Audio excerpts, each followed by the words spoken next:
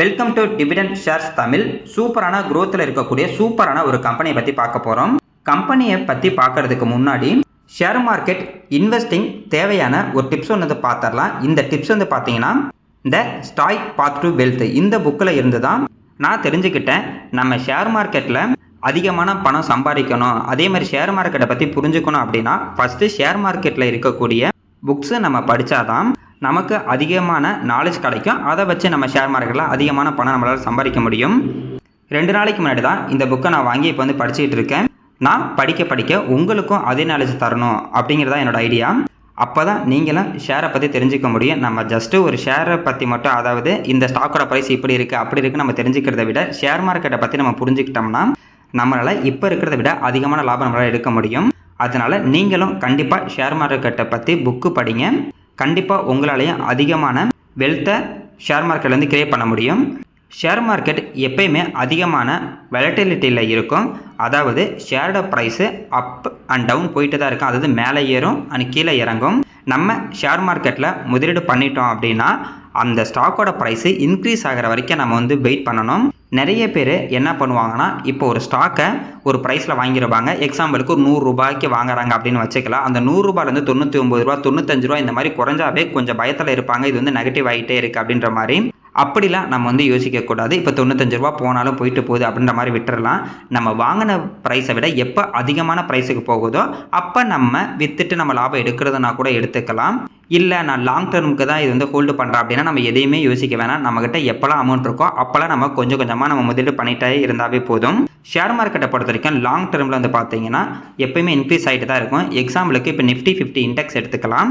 அது கண்டினியூவாக இன்க்ரீஸ் ஆகிட்டே தான் இருக்குது. அதாவது நம்ம ஏகப்பட்ட பார்ஸ் வந்து பார்த்துட்டோம், ஏகப்பட்ட எக்கனாமிக் ப்ராப்ளமும் நம்ம வந்து பார்த்துட்டோம். இருந்தாலும் குளோபலாக எவ்வளோ தான் ப்ராப்ளம் வந்தாலும் சரி நம்ம நிஃப்டி 50 இண்டெக்ஸ் வந்து பார்த்தீங்கன்னா இன்க்ரீஸ் ஆகிட்டே தான் இருக்குது.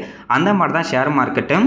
ஏதாவது ஒரு ப்ராப்ளம் வரும்போது டெம்பரரியாக கீழே போகும், ஆனால் ஒரு லாங் டேர்ம் எடுத்து பார்க்கும்போது இன்க்ரீஸ் ஆகிட்டே தான் இருக்கும். இங்கே நிறைய பேர் என்ன தப்பு பண்ணுவாங்கன்னா, அவங்க அப்போ தான் முதலீடு பண்ண ஸ்டார்ட் பண்ணுவாங்க. சடனாக மார்க்கெட் கீழே போனோன்னா பயத்தில் லாஸில் வந்து விற்றுட்டு வெளியே போயிடுவாங்க. அப்படி நம்ம வந்து லாஸில் வந்து விற்றுட்டு வெளியே போகக்கூடாது. நம்ம வாங்கின ப்ரைஸை விட எப்போ அதிகமாக போகுதோ அப்போ லாபத்தில் விற்கிறதா நல்லது. அதே மாதிரி ஸ்டாக்கோட ப்ரைஸ்லாம் கீழே போகுது அப்படின்னா கொஞ்சம் கொஞ்சமாக நம்ம முதலீடு பண்ணும்போது நம்மளோட ப்ரைஸ் அப்படிங்கிறது ஆவரேஜ் ஆகும். அதனால் ஆவரேஜ் ப்ரைஸ் கம்மியாகிறனால நமக்கு லாங் டேர்மில் அதிகமான லாபம் அப்படிங்கிறது கிடைக்கும். ரொம்ப சிம்பிளாக சொல்லணும்னா, நம்ம ஒரு ஸ்டாக்கை வாங்கினதுக்கப்புறம் அந்த ஸ்டாக்கோட ப்ரைஸ் எப்போ அதிகமாகுதோ அப்போ நம்ம விற்கிறதான் கரெக்டாக இருக்கும். டெய்லியும் அந்த ஸ்டாக்கை நம்ம பார்த்து இருக்கிறதுக்கு பதிலாக, அதாவது இப்போ நம்ம ஒரு ஸ்டாக்கை வாங்குவாங்க, டெய்லி அதை போய் பார்த்துக்கிட்டே இருப்பாங்க, மேலே ஏறுதா அப்படின்ற மாதிரி. ஆனால் கீழே இறங்குனுச்சுன்னா கொஞ்சம் நெகட்டிவாக இருப்பாங்க. அப்போல்லாம் நம்ம வந்து யோசிக்கக்கூடாது. எப்போ இன்க்ரீஸ் ஆகுதோ ஆகிட்ட போகுது. அது ஒரு வாரத்தில் ஆனாலும் சரி, இல்லை 1 மாதம் 1 வருஷம் 2 வருஷம் ஆனாலும் பரவாயில்ல. அது எப்போ மேலே போகுதோ அப்போ நம்ம விற்றுக்கலாம் அப்படின்ற ஒரு மைண்ட் செட்டில் இருந்தோம்னா நமக்கு அதிகமான டிப்ரெஷன் வந்து வராது. ஆனால் வாங்கும்போது நல்ல கம்பெனியாக பார்த்து முதலீடு பண்ணணும். இன்றைக்கி நம்ம பாம்பே ஸ்டாக் எக்ஸ்சேஞ்ச் இந்த கம்பெனியை பற்றி தான் பார்க்க போகிறோம். இந்த கம்பெனியை பற்றி ஷேர் மார்க்கெட்டில் இருக்க எல்லாத்துக்குமே தெரியும். இந்த பிஎஸ்சி லிமிட்டெடு ஷேர் மார்க்கெட் எக்ஸ்சேஞ்சாக இருக்காங்க. நம்ம இப்போ எப்படி நம்ம ஊரில் மார்க்கெட் இருக்கோ, இப்போ நம்மக்கிட்ட வந்து பார்த்திங்கன்னா காய்கறி மார்க்கெட் நம்ம ஊரில் இருக்கும். நிறைய கடைக்காரங்களாம் சேர்ந்து அந்த மார்க்கெட்டில் கடையை போட்டு காய்கறி வந்து விற்றுட்ருப்பாங்க. நம்ம அங்கே போய் வாங்குவோம். அதே மாதிரி தான் இந்த பிஎஸ்சியும். கம்பெனி எல்லாமே இந்த ஸ்டாக் எக்ஸ்சேஞ்சில் அவங்களோட கம்பெனி வந்து லிஸ்ட்டு பண்ணிடுவாங்க. அதுக்கப்புறம் நம்ம வந்து பார்த்திங்கன்னா அவங்களோட ஷேரை வந்து வாங்குவோம். நம்ம இந்தியாவை பொறுத்த வரைக்கும் 2 எக்ஸ்சேஞ்சு தான் டாப்பில் இருக்குது. ஒன்று என்எஸ்சி, இன்னொன்று வந்து பார்த்திங்கன்னா பிஎஸ்சி லிமிட்டெடு. நம்ம இந்தியாவை பொறுத்த வரைக்கும் இந்த பிஎஸ்சி லிமிட்டெட் தான் ரொம்ப ஓல்டு எக்ஸ்சேஞ்சு. இந்த கம்பெனியை புரோக்கர்ஸ் தான் வந்து கண்ட்ரோல் பண்ணுறாங்க. இதுவே என்எஸ்சி வந்து பார்த்தீங்கன்னா கவர்மெண்ட் வந்து கண்ட்ரோல் பண்ணிக்கிட்டு இருக்காங்க. என்ன தான் இந்த பிஎஸ்சியை புரோக்கர்ஸ் கண்ட்ரோல் பண்ணாலுமே செபியும் வந்து பார்த்தீங்கன்னா இவங்க மேலே வந்து பார்த்தீங்கன்னா ரூல்ஸ்லாம் போடுவாங்க. அதனால் செபியும் இந்த கம்பெனியை கண்ட்ரோல் பண்ண தான் நம்ம வந்து வச்சுக்கலாம். நம்ம ஷேர் மார்க்கெட்டில் முதலீடு பண்ணாவே இவங்களுக்கான லாபம் அப்படிங்கிறது வந்துக்கிட்டு தான் இருக்கும். எக்ஸாம்பிளுக்கு நம்ம ஒரு ஸ்டாக்கை வாங்கினாலும் சரி, மியூச்சுவல் ஃபண்டு, பாண்ட்ஸு, செக்யூரிட்டிஸ் எதை நம்ம பை அண்ட் செல் பண்ணாலுமே இவங்களுக்கான கமிஷன் இவங்களுக்கு போயிட்டு தான் இருக்கும். அதே மாதிரி இந்த பிஸ்னஸ் பொறுத்த வரைக்கும் லாஸ் வரைக்கும் இருந்துக்கிட்டு தான் இருக்கும். நம்ம இந்தியாவில் ஷேர் மார்க்கெட் எப்போ வரைக்கும் இருக்கோ அப்போ வரைக்கும் இந்த கம்பெனி இருந்துக்கிட்டு தான் இருக்கும். அதனால் கம்பெனியை பற்றி எந்த ஒரு ப்ராப்ளமும் இல்லை. இன்னமும் ஷேர் மார்க்கெட் வந்து பார்த்தீங்கன்னா இந்தியாவில் நிறைய பேர் முதலீடு பண்ணாமல் இருக்காங்க. கிட்டத்தட்ட 100%ல் வெறும் 6 to 7% தான் இப்போதைக்கு ஷேர் மார்க்கெட்டில் முதலீடு வந்து பண்ணியிருக்காங்க. இன்னமும் அவங்களோட கவுண்ட் அதிகமாக இவங்களுக்கான கமிஷன் அப்படிங்கிறது அதிகமாகிட்டே இருக்கும். அதனால் இவங்களோட லாபமும் அதிகமாகிட்டே இருக்கும். இவங்களோட ஷேரும் வந்து பார்த்தீங்கன்னா அதிகமாகிட்டே தான் இருக்கும்.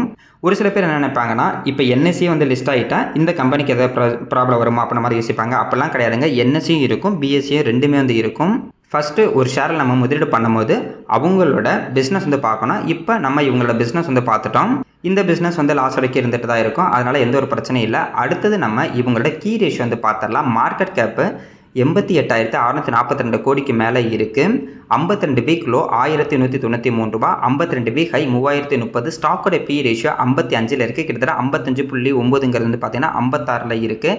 இதுவே இண்டஸ்ட்ரி பி ரேஷியோ வந்து பார்த்தீங்கன்னா 55.9ல் தான் இருக்குது. அதாவது இண்டஸ்ட்ரி பி ரேஷியோவும் ஸ்டாக்கோட பி ரேஷியோ ரெண்டு ஒன்றா தான் இருக்குது. புக் வேல்யூ 109 ரூபாய்க்கு இருக்குது. டிவிடெண்ட் ஈல்டு 0.27% இருக்குது. ROCE வந்து பார்த்தீங்கன்னா 46%ல் இருக்குது. ROE 36%ல் இருக்குது. ROIC 93%, OPM 54%ல் இருக்குது. இந்த பர்சன்டேஜ் எல்லாமே மினிமம் 20க்கு மேலே இருந்தாவே அந்த கம்பெனி சூப்பராக பர்ஃபார்மன்ஸ் பண்ணிட்டு இருக்காங்க அப்படின்ற மாதிரி அர்த்தம். இந்த கம்பெனிக்கு எல்லாமே மினிமம் வந்து பார்த்தீங்கன்னா 35க்கு மேலே தான் இருக்குது. அதனால் இந்த கம்பெனி சூப்பராக பர்ஃபார்மன்ஸ் பண்ணிட்டு இருக்காங்க. அதாவது நல்ல ஒரு குரோத்தில் இருக்காங்க அப்படின்ற மாதிரி எடுத்துக்கலாம். இன்டென்சிக் வேல்யூ 749ல் இருக்குது. பிஜி ரேஷியோ 0.79ல் இருக்குது. டெப்டி ஈக்விட்டி வந்து பார்க்கும்போது 0ல் இருக்காங்க. இவங்களுக்கு கடனே கிடையாது. ப்ரைஸ் டு புக் வேல்யூ பார்க்கும்போது 20ல் இருக்குது. இந்த ப்ரைஸ் டு புக் வேல்யூ வந்து பார்க்கும்போது 20 அப்படிங்கிறது கொஞ்சம் அதிகமாக இருக்கும். ஏன் அப்படின்னா இவங்களோட ரிட்டர்ன், அதாவது இவங்களோட பிஸ்னஸ் க்ரோத் அப்படிங்கிறது ரொம்ப அதிகமாக இருக்குது. அதனால தான் ப்ரைஸ் டு புக் வேல்யூ வந்து பார்த்தீங்கன்னா 20 வரைக்கும் எடுத்துகிட்டு போயிருக்காங்க. ஜென்ரலாக என்ன நினைப்பாங்கன்னா, ஸ்டாக்கோட பி ரேஷியோ நான் 25ல் இருந்தால் தான் வாங்குவேன், 30க்குள்ளே இருந்தால் தான் வாங்குவேன் அப்படின்ற மாதிரி யோசிப்பாங்க. ஆனால் ஷேர் மார்க்கெட்டை பொறுத்த வரைக்கும் ஒரு கம்பெனி சூப்பரான க்ரோத்தில் இருக்குது, அதாவது பிஸ்னஸ் நல்லா போய்கிட்டு இருக்குது, பிஸ்னஸ் க்ரோத் ரொம்ப நல்லா இருக்குது அப்படின்னா அதோட வேல்யூஷன் கொஞ்சம் எப்பயுமே அதிகமாக தான் இருக்கும். அடுத்தது இவங்களோட ப்ராஃபிட் அண்ட் லாஸ் ஸ்டேட்மெண்ட் வந்து பார்க்கலாம். மார்ச் 2014 இவங்களோட சேல்ஸு 485 கோடியாகவும் நெட் ப்ராஃபிட் வந்து பார்த்தீங்கன்னா 160 கோடியாகவும் இருந்திருக்கு. இதுவே மார்ச் 2025 இவங்களோட சேல்ஸு 3212 கோடியாகவும் நெட் ப்ராஃபிட் வந்து பார்த்தீங்கன்னா 1322 கோடியாகவும் இருக்குது. சூப்பரான ஒரு க்ரோத்து. நம்ம ஒரு கம்பெனியை லாங் டேர்முக்கு செலக்ட் பண்ணும் போது இயர் ஆன் இயர் நெட் சேல்ஸும் அதேமாதிரி நெட் ப்ராஃபிட்டும் அதிகமாகிற கம்பெனியை தான் நம்ம வந்து செலக்ட் பண்ணணும். எந்த அளவுக்கு ஒரு கம்பெனியோட நெட் ப்ராஃபிட் அதிகமாகுதோ அந்த அளவுக்கு அந்த ஸ்டாக்கோட ப்ரைஸ் பார்த்தீங்கன்னா க்ரோத் ஆகும். இந்த கம்பெனியை பொறுத்த வரைக்கும் year on year net sales and net profit வந்து அதிகமாகிட்டு இருக்குது. அதனால் ப்ராஃபிட் அண்ட் ஸ்டேட்மெண்ட்டு ரொம்ப நல்லாவே இருக்குது. அடுத்தது நம்ம பேலன்ஸ் ஷீட் வந்து பார்க்கலாம். பேலன்ஸ் ஷீட்டை பொறுத்த வரைக்கும் ரிசர்வ் பார்ப்போம், பாரோவிங் பார்ப்போம், அதுக்கப்புறம் வந்து பார்த்தீங்கன்னா ஃபிக்ஸ்டு அசெட் வந்து பார்க்கலாம். ரிசர்வை பொறுத்த வரைக்கும் மார்ச் 2025 4397 கோடி இருக்குது. அதாவது இவங்க கிட்ட அப்படியே அமௌண்ட்டாகவே ரிசர்வில் வந்து பார்த்தீங்கன்னா 4397 கோடி வந்து வச்சுருக்காங்க. அப்படியே காசாகவே இவங்க வந்து பார்த்தீங்கன்னா வச்சுருக்காங்க. அடுத்தது கடன் வந்து பார்த்தீங்கன்னா 0, அதாவது இவங்களுக்கு கடனே கிடையாது. ஃபிக்ஸ்டு அசெட்டை பொறுத்த வரைக்கும் 300 கோடி இருக்குது. பேலன்ஸ் ஷீட்டும் ரொம்ப நல்லாவே இருக்குது. அடுத்தது நம்ம CAGR வந்து பார்க்கலாம். காம்பவுண்டட் சேல்ஸ் க்ரோத் வந்து பார்த்தீங்கன்னா லாஸ்ட் 5 வருஷத்தில் 40% இருக்குது. அதாவது அந்த கம்பெனியோட சேல்ஸ் க்ரோத்து வருஷம் 40% வந்து அதிகமாகிட்டு இருக்குது. அதே மாதிரி தான் ப்ராஃபிட் க்ரோத்தும் லாஸ்ட் 5 வருஷத்தில் 65% இருக்குது. அந்த கம்பெனிக்கு வரக்கூடிய ப்ராஃபிட்டு வருஷம் 65% ஆவரேஜாக வந்து அதிகமாகிட்டு இருக்குது. இது ரெண்டுமே சூப்பரான ஒரு பர்சன்டேஜ். அதே மாதிரி ஸ்டாக்கோட ப்ரைஸை நம்ம வந்து பார்த்தோம்னா லாஸ்ட் 5 வருஷத்தில் 105% அதிகமாகுது. அதாவது 5 வருஷத்துக்கு முன்னாடி இந்த ஸ்டாக்கில் ஒருத்தர் முதலீடு பண்ணியிருந்தா வருஷம் 105% ஆவரேஜாக வந்து இன்க்ரீஸ் ஆகிட்டே இருந்திருக்கும். அப்படியே ஒவ்வொரு மடங்கு வந்து பார்த்திங்கன்னா அதிகமாகிட்டே இருந்திருக்கும். நல்ல ஒரு லாபம். அதே மாதிரி தான் ரிட்டர்ன் அண்ட் ஈக்விட்டி வந்து பார்க்கும்போது மினிமம் லாஸ்ட் 5 வருஷத்தில் 18%க்கு மேலே இருக்குது. இந்த 4%மே சூப்பரான ஒரு பர்சன்டேஜ். இங்கே வந்து பார்த்தீங்கன்னா sales growth, profit growth plus return and equity வந்து மினிமம் 20க்கு மேலே இருக்கனால தான் இந்த ஸ்டாக்கோட ப்ரைஸ் வந்து பார்த்தீங்கன்னா அதிகமாக இருக்குது.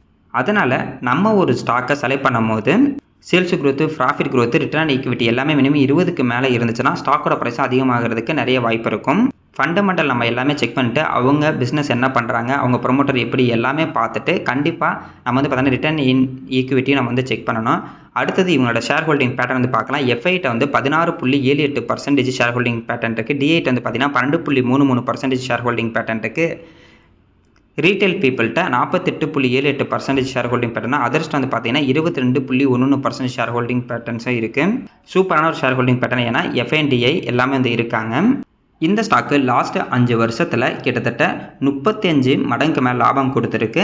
அதே மாதிரி இந்த ஸ்டாக் லிஸ்ட் ஆனதுலேருந்து இப்போ வரைக்கும் 17 மடங்கு மேலே வந்து லாபம் கொடுத்துருக்கு. கரண்ட் ப்ரைஸ் 2187 ரூபாய்க்கு வந்து ட்ரேட் ஆகிட்டு இருக்கு. இந்த ஸ்டாக் என்ன பண்ணலாம் அப்படின்ற மாதிரி நம்ம வந்து யோசிக்கும் போது இப்போ வந்து லாங் டர்ம் அப்படிங்கும்போது பிரச்சனையே கிடையாது. இப்போ இதோட ஹையில் வந்து லோ ப்ரைஸ் வந்து ட்ரேட் ஆகிட்டு இருக்கு. கிட்டத்தட்ட ஒரு 3000 இருந்த அந்த ஸ்டாக்கோட ப்ரைஸ் இப்போ 2187 ரூபாய்க்கு வந்து ட்ரேட் ஆகிட்டு இருக்கு. அதனால் லாங் டர்ம்னா நம்ம எப்போ வேணாலும் வாங்கலாங்க. இந்த ஸ்டாக் மட்டும் இல்லை, நம்ம லாங் டர்முக்குன்னு ஒரு ஸ்டாக்கை சூஸ் பண்ணும்போது எப்போ வேணாலும் நம்மகிட்ட அமௌண்ட் இருக்கும்போது கொஞ்சமாக வந்து வாங்கிட்டு இருப்போம். லாஸ்ட் ஒரு 2 வருஷத்தில் நம்ம பிஇ ரேஷியோ கம்பேர் பண்ணி பார்க்கும்போது இங்கே கீழே இருக்கிறது பார்த்தீங்கன்னா பிஇ ரேஷியோ கிட்டத்தட்ட 100க்கு மேலே போயிருக்கு. கீழே வந்து பார்க்கும்போது அந்த 55-60 பிஇ ரேஷியோவில் வந்து இருந்திருக்கு. இப்போதைக்கு இந்த ஸ்டாக் வந்து பார்த்தீங்கன்னா அதோட லோ பிஇ ரேஷியோவில் தான் இருக்குது. அதாவது லாஸ்ட் ஒரு 2 வருஷத்தை வந்து கம்பேர் பண்ணும்போது இதை நம்ம வாய்ப்பாக கூட வந்து பார்க்கலாம். ஒரு சில பேர் என்ன பண்ணுவாங்கன்னா அந்த ஆவரேஜ் பிஇ ரேஷியோ இந்த கம்பெனிக்கு 45 இருக்குது. மேபி இந்த 45க்கு கீழே போகும்போது அதாவது ஒரு 30 பிஇ ரேஷியோ 35 பிஇ ரேஷியோ போகும்போது கூட ஒரு சில பேர் வந்து பார்த்தீங்கன்னா இது வந்து முதலீடு பண்ணுவாங்க. இன்னும் ஒரு சில பேர் என்ன பண்ணுவாங்கன்னா இப்போ அவங்ககிட்ட வந்து அதிகமான காசு இருக்குது, அதாவது ஒரு 2 lakhs 3 lakhs இருக்குது அப்படிங்கிறவங்க வந்து பார்த்தீங்கன்னா என்ன பண்ணுவாங்கன்னா இந்த மாதிரி லோ பிஇ ரேஷியோ வரும்போது சூப்பரான ஒரு கம்பெனின்னு பார்த்துட்டு அதை இப்போ வாங்குவாங்க. அவங்களுக்கு ஒரு 5 to 10% லாபம் கொடுத்தாலும் சரி, அது வந்து பார்த்தீங்கன்னா ஒரு வாரத்தில் வரலாம், ஒரு மாதத்தில் வரலாம், எனக்கு தேவை 5 to 10% லாபம் கொடுத்தா சரி அப்படின்ற மாதிரி வாங்கிட்டு அது சேல் பண்ணிவிடுவாங்க. நமக்கு 5 to 10% ஒரு பர்சன்டேஜா அப்படின்ற மாதிரி தோணும். ஆனால் அவங்க வந்து பார்த்தீங்கன்னா ஒரு 5 லட்சம் வச்சுருக்காங்க, 10 லட்சம் வச்சுருக்காங்க அப்படின்னா அந்த அமௌண்ட் வந்து அதிகம்தான். 10 லட்சம் ரூபாய்க்கு 5% அப்படின்னு பார்த்தீங்கன்னா 50,000 ரூபாய். அதனால் 10 லட்ச ரூபா போட்டு இந்த ஷேரை இப்போ வந்து நல்ல லோ ப்ரைஸில் இருக்கும்போது வாங்கிடுவாங்க. வாங்கினதுக்கப்புறம் ஒரு வாரம் இல்லை 2 வாரத்துலேயே 5% இன்க்ரீஸ் ஆனாலும் அவங்களுக்கு 50,000 ரூபாய் லாபம் கிடைக்கும். ஈஸியாக அவங்க வந்து காம்பவுண்ட் வந்து பண்ணிக்கிட்டு இருப்பாங்க. அது வந்து பார்த்தீங்கன்னா நான் பண்ணிக்கிட்டு இருக்கேன். நான் வந்து என்னோடய அமௌண்ட்டை வந்து காம்பவுண்ட் வந்து பண்ணிக்கிட்டே இருப்பேன். நான் ஒரு ஷேரை இப்போ மினிமம் வாங்கும்போது பார்த்தீங்கன்னா ஒரு 2.5 lakhsக்கு வந்து வாங்குவேன். ஒரு 2 லட்சம் போட்டு வாங்குவேன். ஒரு 5 to 4 இல்லைனா 5% இல்லைனா மினிமம் 4% எனக்கு 2 நாள் இல்லைனா ஒரு வாரத்தில் கொடுத்தா கூட நல்ல ஒரு லாபம் தான். அப்படியே விற்றுட்டு அதே அமௌண்ட்டை வச்சு வேற ஒரு ஸ்டாக்கை நான் வந்து வாங்குவேன். அந்த மாதிரியும் ஸ்விங் ட்ரேடர் நிறைய பேர் வந்து பண்ணுவாங்க. அதனால் நல்ல ஒரு கம்பெனியில் நம்ம லாங் டர்மும் ஹோல்டு பண்ணலாம், ப்ளஸ் ஸ்விங் ட்ரேட் வந்து பண்ணிக்கலாம். லாஸ்ட் 2 வருஷத்தில் இந்த பிஇ ரேஷியோ இதான் கம்மியாக இருந்திருக்கு. இதுக்கப்புறம் இந்த ஸ்டாக்கோட ப்ரைஸ் வந்து பார்த்தீங்கன்னா இன்க்ரீஸ் ஆகிருக்கு. பார்ப்போம் இந்த ப்ரைஸ் வந்து அப்படியே இந்த ஸ்டாக்கோட ப்ரைஸ் ரிவர்ஸ் ஆகி மேலே போனால் ரொம்ப நல்லாவே இருக்கும்.